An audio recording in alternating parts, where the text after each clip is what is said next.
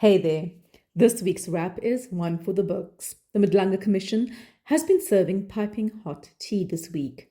Retired Ekurhuleni City Manager Dr. Imogen Mashazi took to the stand on Monday, and it was slightly embarrassing to watch. Among the things she's accused of doing is defending EMPD Deputy Chief Julius Mkhwanazi, who is on the stand today.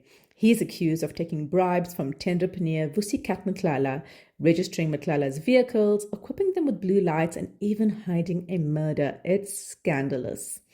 Also in this issue, a controversial word of the year, a Netflix hit breaking records, and a Zuma daughter resigning from Parliament. Plus, we check out who your next NDPP head could be, and we highlight 5 of Mzansi's wins from 2025 because good news deserves the final word. And finally, our condolences to the loved ones of former SARS Commissioner Opa Magashula, who passed away today at age 63. So let's dive into these stories and more in this week's wrap, brought to you by Varashni Play and the Explained Akosa team. First up in your national stories, the US invited all G20 members to its first event, except South Africa. Monday's invite to a December gathering of Sherpas, aka country reps, gets things going for the next G20. It followed a Sunday night televised address where President Cyril Ramaphosa noted South Africa's full participation following threats of exclusion by the US, noting white genocide misinformation. Still, at the business leg of our G20, US heavyweights like JP Morgan, Visa, and Citi happily signed a joint statement with SAFA partners, all pledging to deepen economic ties. Eben Etzebeth's record-breaking 141st cap ended in disgrace with a red card for an attempted eye gouge. The ugly incident on Saturday overshadowed the Springboks' record 73-0 thrashing over Wales. It sealed an unbeaten European tour, cementing their world #1 ranking. Yet, all anyone can talk about is a potential years-long ban for Etzebeth. He argued he was provoked before a World Rugby panel on Tuesday. They disagreed on intent and severity, delaying the verdict until at least Sunday. South Africa has blocked charter flights carrying Palestinians from Gaza. This follows last month's controversial landings. Authorities said passengers lacked proper documents or onward travel plans, rather. While they were later let in on humanitarian grounds, Pretoria launched an investigation and has now suspended similar arrivals, citing safety concerns for South Africa. Aid groups are worried it was one of the few safe escape routes. Israel is accused by human rights organizations of the strategic depopulation of Gaza, and the Palestinian embassy has distanced itself from the organizers. Duduzile Zuma Sambudla resigned as an MK MP on Friday. She is accused of luring 17 men to Russia for security training in July, only for them to land up fighting in the Russia-Ukraine war. Her party, founded by her father, Jacob Zuma, says she stepped aside to assist police in getting the men home. This follows her sister, Nkosazana Zuma Mkhube, opening a criminal case alleging family members were among those recruited. Duduzile insists the men went voluntarily. Woolworths has unveiled a transparent white shopping bag. It's just days after Vusi Cat Matlala testified he allegedly handed over 300,000 Rand in bribes in Woolies' ubiquitous black reusable bags, sparking national memes and possibly mild panic in the Woolies' PR department. Full marks for their response. Ex-users joked, now all our groceries are going through an audit. Woolworths fired back with cheeky flair on X on Saturday, saying secure the groceries, the right way to use the W bag. Moving on to your international news, the US double-tap strike on a suspected Venezuelan drug trafficking boat has exploded into a global crisis. The 2nd September attack killed 11 alleged gang members as part of a wider campaign that left more than 80 people dead. But the real outrage is the follow-up strike on 2 wounded survivors clinging to debris. Pete Hegseth, the U.S. Defense Secretary, says it was lawful self-defense, but lawmakers warn it could be a war crime. The Washington Post says he verbally ordered kill everybody. Washington is scrambling as Congress demands footage and Trump denies prior knowledge. US and Russian negotiators have made no headway on ending the Ukraine war, this despite 5 hours of talks on Tuesday. Putin shot down proposals, even saying Russia is ready for war with Europe if pushed. While Russia's economy is struggling with sanctions and failing all oil revenue, it's not enough to force a peace deal yet. Experts say stronger sanctions or battlefield shifts could eventually make Russia reconsider. But for now, the devastating assault on the Ukraine continues. World AIDS Day arrived on Monday with a sober warning. US-driven aid cuts of up to 40% have gutted services across Africa, according to a report released this week. Think shut clinics, halted prevention programs, and key populations without support. UNAIDS now warns the world faces 3.3 million additional HIV infections by 2030 unless funding is restored. With early signs of recovery through domestic investment, experts say only political courage can stop years of progress against HIV from sliding backwards. Disclosure Explained agency, our sister company, regularly works with UN agencies on SRHR and HIV-related communications. Moving on, Stranger Things just broke the internet, literally. Season 5 smashed Netflix's English language debut record with 59.6 million views in 5 days since its release last week, edging past every show except Squid Game's later seasons. The hype was so massive, it briefly froze Netflix's platform, even after engineers boosted bandwidth by 30%. The final episodes drop on Christmas Day, with the series finale landing 31 December, with fans tuned into Hawkins for the beginning of the end. Oxford Dictionary just named rage bait its word of the year.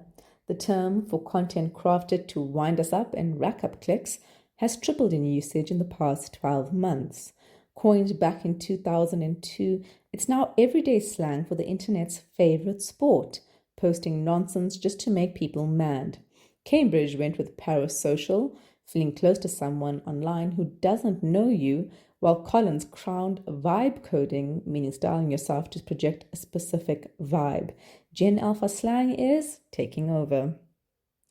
Moving on to your big story, if you thought municipal politics was dull, former Ekurhuleni City Manager Dr. Imogen Mashazi's testimony at the Madlanga Commission this week proves you couldn't be more wrong. Mashazi appeared before the Madlanga Commission on Monday and Tuesday this week, unpacking or rather dodging the rot in the Ekurhuleni Metropolitan Police Department, EMPD, which reported to her. Her testimony offered South Africa a front-row seat to what happens when bureaucratic laziness meets a culture of impunity. Here are the 3 most startling revelations from her testimony. Firstly, Mashazi admitted she had received reports from female EMPD officers about sexual harassment and rape dating back to 16. The allegations were staggering. Chief Isaac Mapiyeye reportedly fathered children with subordinates and allegedly raped a junior officer. Mashazi's response, dismissing the reports as hearsay, doing zilch by way of investigations or discipline, and optimizing, or rather opting for a half-baked empowerment program to stop women becoming so-called sexual slaves. Under cross-examination from Inquiry Chair Justice Vusi Matlala, she said that without formal complaints, her hands were tied, while these abuses continued for years. Then there was the shielding of suspended Deputy Chief Julius Mkhwanazi, not to be confused with KZN top cop and whistleblower Madlanga Mkhwanazi. Mashazi repeatedly denied protecting Julius Mkhwanazi, despite evidence that he faced multiple allegations of fraud, irregular vehicle registrations, and shady contracts with infamous tender don Vusi Cat Matlala. She cleared Mkhwanazi based on a legal opinion she hadn't fully read, and even approved a 2,100 Rand salary bump post-appointment. Many saw this as textbook political loyalty trumping accountability, and the commission did not hide its skepticism. And today the drama deepened. Fresh testimony placed Mkhwanazi at the scene of a 2022 alleged murder cover-up, which he denies, even as a secret witness detailed torture, body-dumping instructions, and later produced bank records showing payments totaling 70,000 Rand to him from companies linked to Cat Matlala. And finally, Mashazi faced rather tough questioning over EMPD contracts linked to Matlala, whose companies have been associated with extortion and theft. Mashazi tried to shift the blame, claiming she had delegated oversight to subordinates, but the commission was unconvinced. She did confess to ignoring 2023 IPID red flags on fraud and unlawful agreements with Matlala. It wasn't just laziness, it was a willful blind eye to networks bleeding the city dry. And oh, the attitude. Think eye-rolling, scrolling through her phone mid-testimony. She said she was hunting for evidence, but yielded nada. But the cherry on top? Mid-hearing, she paused to apply lipstick, sparking viral memes and a hilariously tone-deaf IOL question, what shade is that? Mashazi has been given until next Wednesday to provide the relevant documents and evidence in the form of a supplementary affidavit. Madlanga rebuked her inertia as a systematic problem.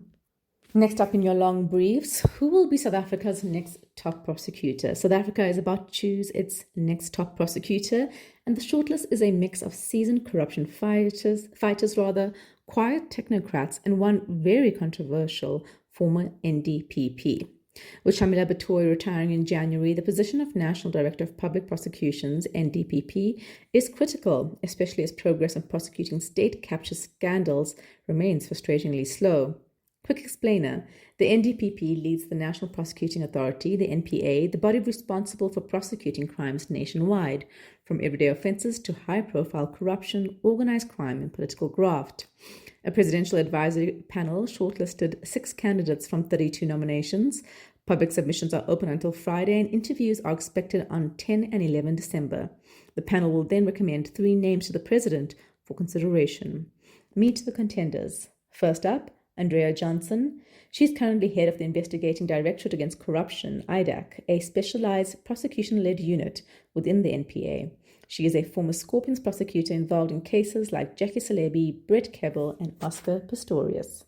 Hermione Cronje is the founding head of the IDAC and now an international anti-corruption consultant. Her 2021 resignation from the IDAC followed a high-profile fallout with Batoy over strategy, resources, and the pace of Zondo-related cases. Menzies Simelane is by far the most controversial contender. The 2008 Janwala Commission found he misled the inquiry into former NDPP Vusi Cat's suspension, contradicting himself and withholding evidence suggesting political interference. Despite this, Jacob Zuma appointed him NDPP in 2009. In 2012, the Constitutional Court struck down his appointment as irrational, citing concerns about his integrity. The Johannesburg Society of Advocates is currently trying to strike him off the roll for dishonesty, a move that would end his ability to practice law and almost certainly disqualify him from holding the NDPP office again, thankfully. Then there's Western Cape Director of Public Prosecutions, Nicolette Bell, the first woman to hold the post. Bell also oversaw major gang, GBV, and fraud matters in her current role. Her office recently secured a conviction in the infamous Jocelyn Smith kidnapping and trafficking case. She is seen as a steady leader but lacks the national level chops of some of the other contenders. Adrian Mop is the Western Cape Deputy DPP, a former SAPS detective and asset forfeiture specialist.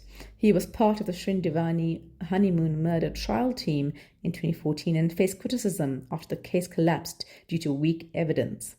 And finally, there is Xolisile Jennifer Kanile, chair of the Global Coalition to Fight Financial Crime and former head of the Financial Intelligence Center. She played a key role in getting South Africa off the FATF grey list recently. Regardless, whoever steps into Batoy's shoes will inherit an overstretched NPA, political pressure from all sides, and a public eager for accountability after years of corruption scandals.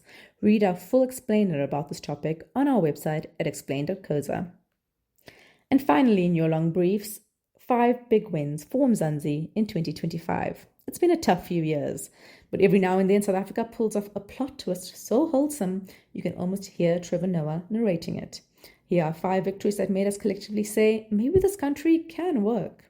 First up, Tyler's global domination. Mzansi's Amapiano queen Tyler cemented her status as the South African export of the year. In September, she clinched the Best Afrobeats Award at the 2025 MTV Video Music Awards for an infectious hit, Push to Start. Earlier in March, she scooped the Impact Award at the Billboard Women in Music Awards, and in June, dazzled as host of the Kids' Choice Awards. In October, she was crowned Glamour's Global Woman of the Year, capping off a year that firmly stamped her as a cultural force. And secondly, Oscars shine. In September, Imran Hamdoulei's The Heart is a Muscle became the official entry for Best Foreign Film at the 98th Oscars. The debut feature tackles masculinity, transgenerational trauma, and healing in the poverty-stricken Cape Flats of Cape Town.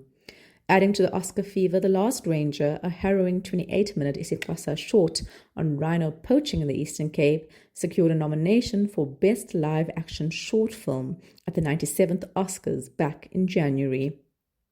And thirdly, a successful G20. Against all expectations, the G20 summit in Johannesburg was a diplomatic and logistical win. Multilateral vows were renewed despite a US no-show under Trump. The event elevated South Africa's global profile, meaning visibility that promises long-term economic ripples. Read more about the successes on our website. Then, number 4, the financial W's. As we told you, South Africa's financial health has quietly been getting better. We were removed from the FATF grey list after implementing all 22 action plan items to combat money laundering and terror financing. Our credit ratings were upgraded to just below investment grade, and public debt peaked and began stabilizing at just below 78% of GDP in the 2025-26 fiscal year, finally halting the relentless climb into debt that started after the 2008 global financial crisis. Plus, there was Eskom's dramatic turnaround. And finally, accountability. South Africans love saying commissions are useless talk shops, but justice takes time, and the many testimonies at the Zondo State Capture Inquiry, which wrapped in 2022, have led to court action, like the NPA charging ex-minister Malusi Gigaba last month over 54 billion rand Transnet graft, forcing his ANC step aside. Now the Madlanga Commission is showing teeth, unpacking allegations of a criminal syndicate's infiltration into SAPS, the NPA, the judiciary, and intelligence structures. Mzansi has a long way to go, but 2025 has offered something rare: receipts. That's it from us at The Wrap. Simple news summaries for busy people. Remember to share the love. Tell your friends to sign up at explain.coza/subscribe. Till next time, goodbye from the team.